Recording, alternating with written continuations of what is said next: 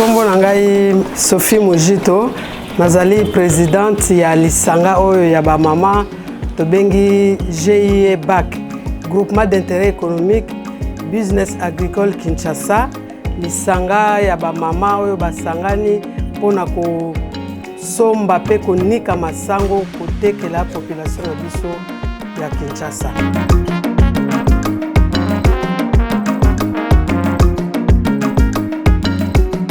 Lolenge tozali biso so ba mama to sakalaka masango to sombaka to niki tozoteka.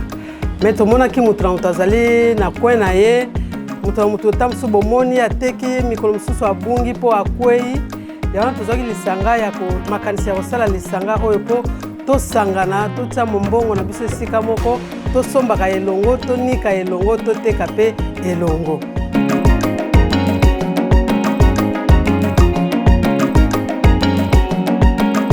Tozali ne bandeli ba mama 25 femmes, mais au moins tant tozo tambola musu ba lembi na nzela mais tokoki kozapena ke 20 femmes baza active na musala. Tobongisa ba commission na kati ya lisanga na biso, tozana tolongoli na direction générale, totie bato bazo sala musala na terrain, tozana ba commission misatu. Commission liboso zali ba mama bakenda koteka pe konika. Ekosomba pe konika. Ba sombi ba niki batie na ba sac. Baye ba pesi na deuxième commission zali ya vente. Wana ba mama bazali chargé na koteka et puis commission ya suka zali commission oyo tango basisi ko sala misala na bango ba kolandela bango bayeba to somba kiboni to teka kiboni etika liboni oyo koti na caisse ezali boni.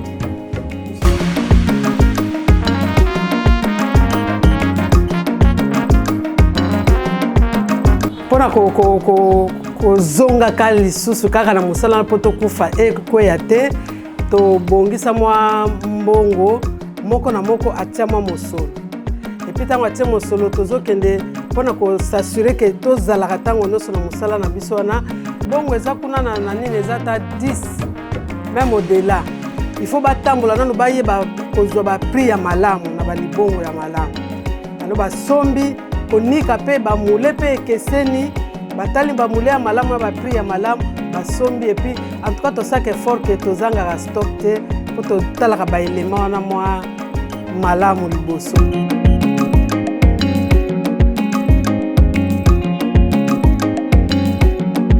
En tout cas pona ko sala face na bongo eza facilité po tozana semulo eza importé eza ebele eza pe moins cher. Biso sala nini to lobaka to sensibilisaka. Toyebisaka mabota ke masango na biso eza vraiment oyo baloni na ndenga malamu baniki na ndenga malamu tobakisaka eloko moko te. Masango na biso eza bio ndenge bomoni yango ne bokoli biso ti lelo tozo continuer nango. Tozosaba bato ke babungisa identité na bango te na kolandaka basemulu wana po semulu wana c'est bien eza nango prix ya bien mais fufu nango ezaka ekeseni na oyo ya biso. Différence ezali ke soki to baneti fufu oyo balambi komoni kuna basaka otie muke fufu ekangi otie nini muke fufu ekangi mpona nini balingi baatire bato koloba ke il faut tia muke nzoka nde nsima nango bamalade ezali biso sikoyo masango na biso ezali ya normal otiango na ndenge bakolisa biso osali potopoto olambi yango ekolala lobi mpe bakolia yango ekobeba te mais semoule soki elali lobi omona esali mwa bakushe moko bamai ya pembe echangeaka pe na solo na goût ekomi mabe baliaka yango 2 fois te semoule soki elali lobi bakolia yango te mais masango oyo bakoko na biso baboti na biso bakolisi biso ata elali lobi bakolia yango omoi tosala campagne wana ya kolongola bato ide wana ya komona ke eloko euti mosika nde eza bien nzoka nde malade ebombami nsima nango wana mpe eza message topesaka mpe na baautorité na biso ya kotala ke baalejaka biso tâche.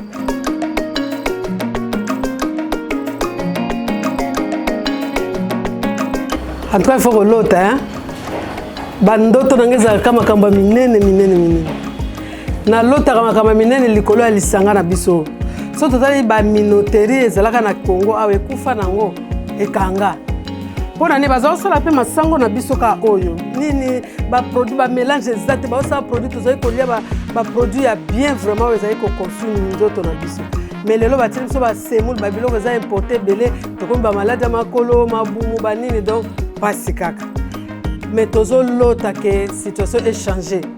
Ngana mona kalisanga na biso yo eloko mo ya munene sona kangi miso na komo lota na mona bâtiment mo boye munene ba équipement moko boye hein tozo transformer masango ba stock moko boye et puis bato bazoya ko zwa ebele be wana na ndoto hein bazo ko zwa ebele bazo kende ko teka na mona pe ba jeune na biso pe bazo ko zwa masango bazo kende teka donc lisanga na biso ekomi ko pesa bato ba emploi ekomi ko lesa bato produit ya bien wana eza na ndoto mais ndoto ba bien lataka nzoto hein lelo soki penza bac na biso e pasoli nzela nga na mona ka nzela ponde ba o filmer nga wana eza pamba te na mona bena ba nzela zo pasuka que un jour hein tozu quand même ba allègement moko boya kozwa ba équipement surtout biloko au moins masango po tonika kuna na beach tam ce sera 2 jours bokelelo bokuti mulongwa ba mama mususu tanto courant ekei bakati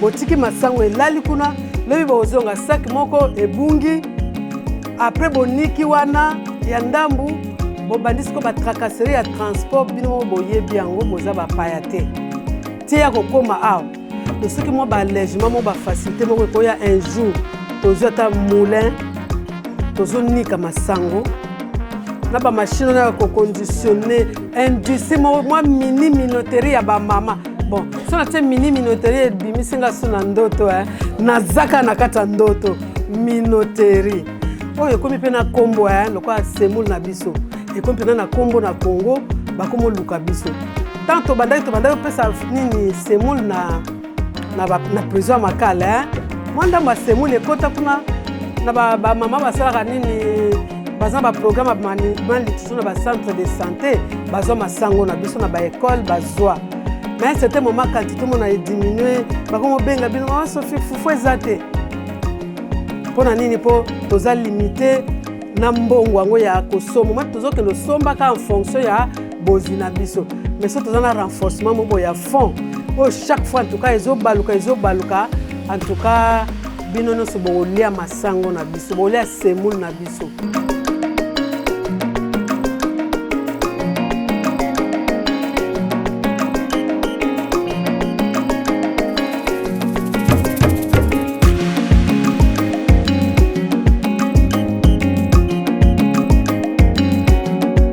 Bonjour, je suis Madame Michael Kalembo. Je fais partie de l'association BAC, la société BAC Business Agricole Kinshasa. Je suis la directrice chargée de finances. Voilà.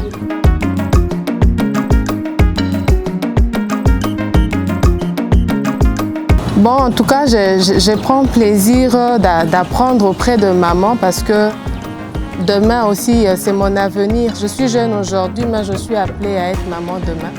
Et ça va aussi m'aider à encadrer aussi d'autres jeunes quand je serai maman.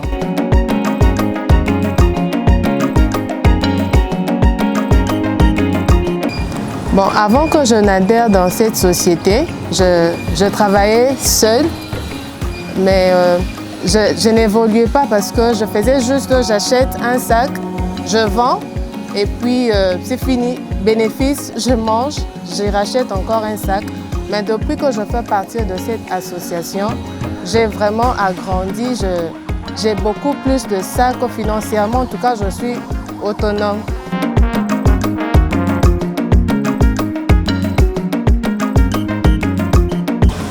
En tout cas, Pull-Up m'a beaucoup aidé.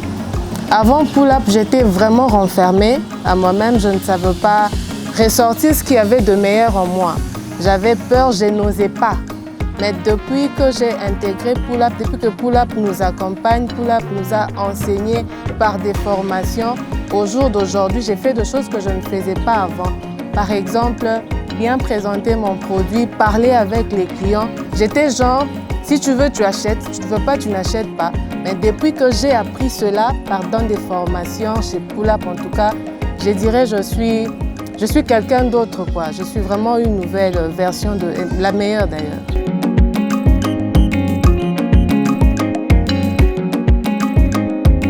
Bon, ce que je pourrais conseiller à cette femme-là, c'est d'abord de s'approcher de femmes, de ne pas avoir peur, parce que ce n'est qu'en s'intéressant à d'autres femmes comme moi que vous allez avoir des informations sur ce qui se passe, comment faire. Personnellement, je ne savais pas comment évoluer, mais quand j'ai intégré la société, en tout cas, j'ai appris beaucoup de choses. C'est ce que je demanderais aussi à d'autres femmes de faire comme moi.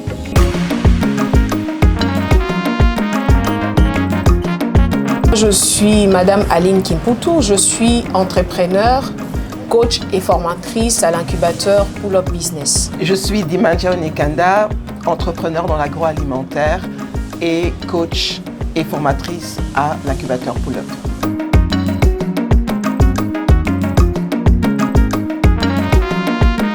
Alors, notre approche a été holistique.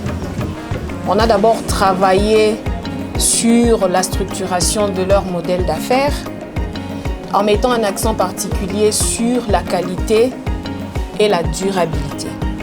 Pour y parvenir, on a mis en place des formations sur le développement personnel, l'entrepreneuriat, la gestion financière, le marketing, le développement durable, dans le but de permettre à cet entrepreneur de prendre en main la gestion de son entreprise.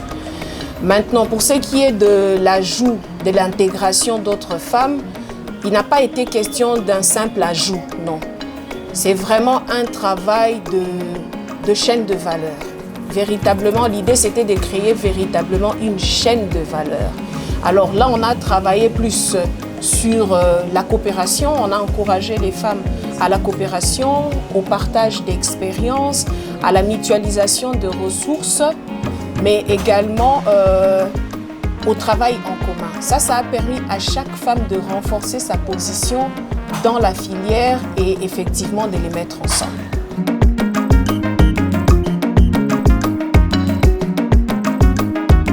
Concernant la communauté, en fait, donc il y a plusieurs leviers, notamment en fait la formalisation des entreprises. Parce qu'en se formalisant, en fait, ces entreprises apportent un revenu supplémentaire à l'État. Donc un revenu, une taxe fiscale et parafiscale, mais aussi, en fait, ces entreprises formalisées, elles arrivent à accéder à des financements. Ces financements, qui dit financement, permet en fait de pouvoir développer son activité, avoir un revenu supplémentaire ou augmenter son revenu, donc pour elle-même l'entrepreneur, mais aussi pour sa famille et pour sa communauté.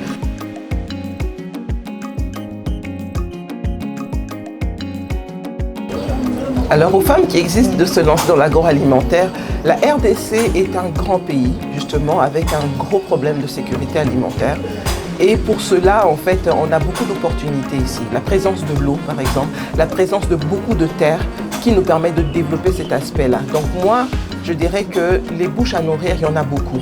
Et donc c'est un aspect qui sera une richesse pour nous, pour plus tard, même pour aujourd'hui déjà. Donc voilà, résoudre ce problème d'insécurité alimentaire.